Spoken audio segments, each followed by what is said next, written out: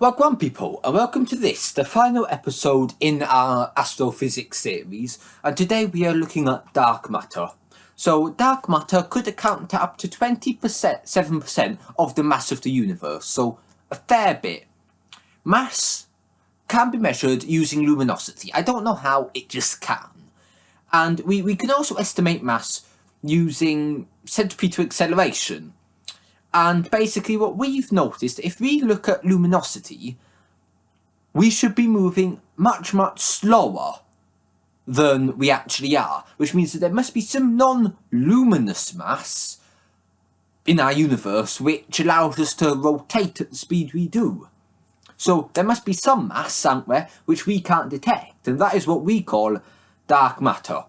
One possible dark matter thing would be weakly interacting massive particles. These may have masses from 1 proton mass to 1,000 proton mass. It believes that WIMPs were made during the Big Bang, and since the universe has gone on and cooled, creation has decreased, and some have annihilated or decayed into standard model particles. And unfortunately, we haven't actually detected any, so we don't actually know.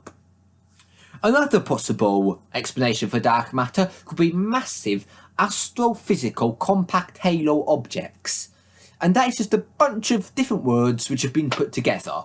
But yeah, these may have mass anywhere from 100th millionth of our sun to 1,000 solar masses. So basically, once again, we have no idea.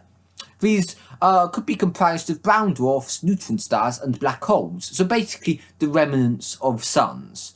We have detected macros due to gravitational lensing effects, where basically gravity bends light, so we know these exist. But the issue is that for them to make up dark matter, so many life cycles of stars would have had to occur, that stars would have actually needed to exist before the Big Bang, and that's a problem we have indeed. Axions are produced in stars and supernova explosions. In strong magnetic fields, they convert to photons. When axions leave the sun, they would convert to X-ray photons as they pass through the Earth's magnetic field. Some say these have been detected, some say they haven't. There's not really much evidence. And the final possible explanation for dark matter is in the form of neutrinos. We know that a large amount of neutrinos would have been emitted in the Big Bang, so people think that much like background microwave radiation, there could be a background neutrino effect, and there probably is. Unfortunately, neutrinos don't have enough mass and move far too quickly to be proper candidates for dark matter, so neutrinos have been mostly disproven. And we're finishing off this episode, and indeed this series, with a look at dark energy.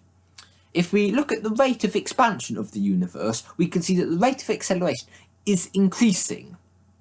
And this isn't what people would expect, because gravity happens, so it should be decreasing. There should be an inward force. So what we now know is there's actually an outward force on the universe. And for it to happen at the speed it is happening, we would need to have mass of approximately 67% of the universe in this form. And this is what we call dark energy. And much like dark matter, nobody really knows what it is. So yes, this final episode has basically taught you nothing. But anyway, thank you for watching. I hope you have enjoyed this episode and indeed the series. Bye bye.